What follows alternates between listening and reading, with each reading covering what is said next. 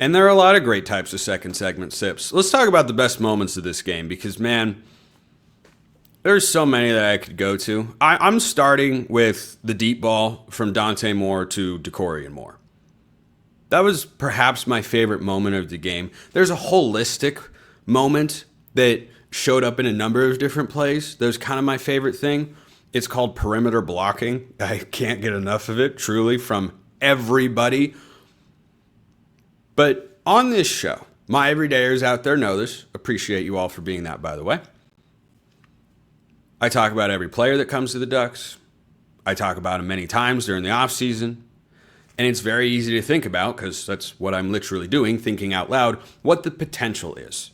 And sometimes, potential doesn't get maximized for one reason or another. Justin Flo, Jurion Dickey come to mind. So far for Jurion Dickey. But Justin Flo, probably the best example of that. Who, by the way, is on the UNLV team that just beat Nico Iamaleava and UCLA. I'm glad Oregon got Dante Moore that cycle instead of Nico Iamaleava. So, anyway, when you talk about potential, some guys have more than others. Dante Moore and Dakorien Moore are two of the higher-rated recruits in the history of Oregon football. Dante Moore, as a high school recruit, of course, didn't commit to Oregon, so he's not going to show up on the 24/7 all-time high school rankings list, but he'd be up there really, really high. And so Dakorien is the second highest-rated recruit of all time. You don't always know if those guys' skill sets translate. Oregon's not the only school to have big names on the recruiting trail commit that don't wind up working out for whatever reason. Some guys just aren't as good. Some guys just need a different situation. Some guy, whatever the case may be. When you talk about these guys with your friends, or when I talk about these two guys, the potential that they have together is as high as any quarterback receiver tandem in all of college football. That is not hyperbole. Now, Jeremiah Smith is the best individual receiver in all of college football. And Julian Sayin is a guy that's got immense potential. But what those two guys are capable of doing together and how you hear them get discussed by national media outlets and TV broadcasts and whatnot, Dante and Dakorien have they're different players than Julian Sayin and Jeremiah Smith, but they have the same sort of potential. So when I see Dante Moore orchestrate the spin out, roll left, double move, and put the ball right on Dakorien's hands, who then has not just the ability to make the catch, but the wherewithal to juke between the safety and cause those guys to collide into each other for a one-play touchdown. That is like the greatest, for me, that is the greatest exhale of relief or excitement or I don't even know. A combination of those two things is like, oh, these two guys can do it. So when I watched that play, and by the way, Malik Benson's doing a lot of great things as well. Without Evan Stewart in the fold, Oregon needed a deep threat. Justice Lowe hasn't proven to be that guy consistently. Gary Bryan hasn't been that sort of guy consistently. And so Dakorien Moore being a legitimate option to push the ball down the field, yeah, that's important for the offense, but it's exciting. It's just fun to watch. And so those two guys already having this sort of connection and making those sorts of plays in game two. They're in game two, for goodness sake. And they're just out there connecting like they've done this 50 times before for, what was it, a 65-yard touchdown. It's awesome. It's awesome. So that was one of my favorite moments of the game. Another one that comes to mind. Back-to-back pick sixes. I don't know that I've ever seen Oregon do that before. I don't know that they have done that before. But this is an Oregon defense. We've talked about Tosh Lupoy a lot over the summer, and I don't think anybody's opinion of him has changed because we've seen these performances against this caliber against. I don't know why. I do know why I can't pronounce it. I didn't really sleep last night. Against lower caliber competition, we have seen a Tosh Lupoy coordinated defense play like this. Not 2 touchdowns, though. Not Jerry Mixon pick 6, then Peyton Woodyard pick 6.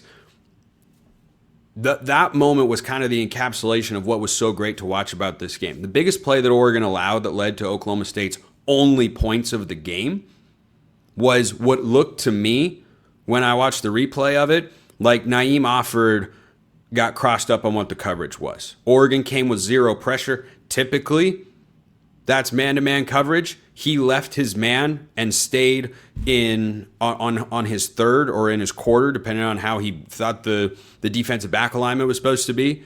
It looked like he should have stayed with his man running across the field. That was the only big play of the game. A true freshman who's incredibly talented, and so far, I think looks pretty darn good, making a coverage mistake. There was a cross-up somewhere. He stayed in zone. Everybody else was in man. I think he's wrong. I didn't ask Dan Lanning about it because I wasn't there. But, again, I feel like I'm on pretty solid ground saying, yeah, he got crossed up. Okay, when that's the only play you can look at as the defense didn't do this right and everything else was suffocating, it was physical, it was in Zane Flores' head. Like, I got to the point where I kind of felt bad for the kid. Like, man, he got thrown into the fire. He's not supposed to be starting this football game. Would Haas Haney have made this competitive? No. Would he have been better than Zane Flores? Yeah, that's why he was ahead of him on the depth chart. But just for the defense in that moment to score those 2 touchdowns, and you look around and go, oh my gosh, Oregon could hang 70 plus on a Power 4 team that scored 3 points. That was pretty great. Pretty darn great. The third moment, and I could go into a number of them. Drop yours in the comments below because, boy, I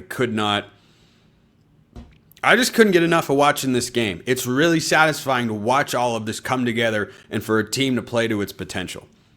You know, and that's part of what made the Rose Bowl so frustrating. Oregon wasn't playing to its potential. I know because I watched those teams play earlier in the season and Oregon won the football game. But when you see a team that has all that promise or all that hope, it's really satisfying to watch them play their best when it matters. And it's equally discouraging to watch them and just kind of be out. Like Oregon basketball, for instance, was in the round of 32 against Arizona. You know what their potential was? They were up like 17, 20 points or so in the early going. Now, that was never going to sustain against a good Arizona team, but they stopped playing to their potential. They rolled back. They started playing hesitant. They weren't aggressive. They weren't being tenacious, and that ultimately led to their season coming to a close in the round of 32 for a second straight season. That was different than the year before, where, yeah, if 1 or 2 things situationally had been different, Oregon gets past Creighton and goes to the Sweet 16.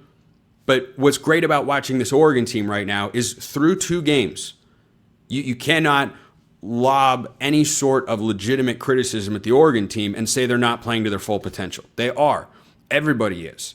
And everybody's getting in on the action. It's so much fun to watch. They're getting guys involved in different ways. The synchronicity of the coaching staff and the team and the way they're executing is pretty flawless. It's pretty flawless. So, I guess that third one wasn't a moment so much of a sentiment as the way that the team is playing. They don't look like a bunch of guys that are just going out there and doing their job. They look like a bunch of guys that are going out there and doing their job for each other, that are playing a cohesive brand of football that is just dominant at the moment. It is completely and utterly dominant. So those would be my favorite moments of the game. But I want to know what yours were. Drop them in the comments below. There are a lot I could have gone to. You know, the Whittington long touchdown run was great. Dakorien's touchdown run was awesome. He got a couple of great blocks. Kenyon Sadiq and Jamari Johnson have to be the best pair of blocking tight ends in all of college football. I mean, holy smokes, those guys are just road pavers. They are flattening anybody that dares get in their way. Sadiq is awesome. But anyway, drop your favorite moments in the comments below.